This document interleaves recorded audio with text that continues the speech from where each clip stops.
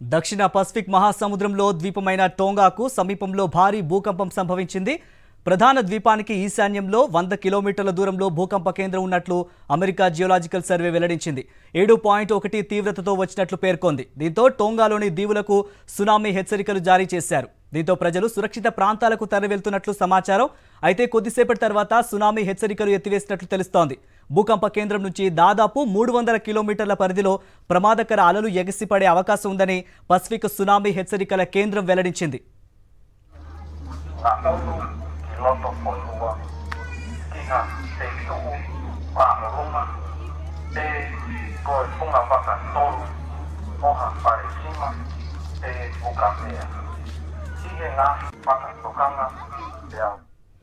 దక్షిణ పసిఫిక్ మహాసముద్రంలో ద్వీపమైన టోంగాకు సమీపంలో భారీ భూకంపం సంభవించింది.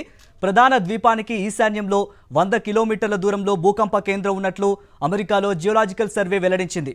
7.1 తీవ్రతతో వచ్చినట్లు పేర్కొంది. దీంతో టోంగాలోని దీవులకు సునామీ హెచ్చరికలు జారీ చేశారు. దీంతో ప్రజలు సురక్షిత ప్రాంతాలకు తరలివెళ్తున్నట్లు సమాచారం.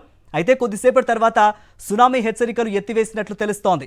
భూకంప కేంద్రం నుంచి దాదాపు 300 కిలోమీటర్ల పరిధిలో ప్రమాదకర అలలు ఎగసిపడే అవకాశం ఉందని పసిఫిక్ సునామీ హెచ్చరికల కేంద్రం వెల్లడించింది.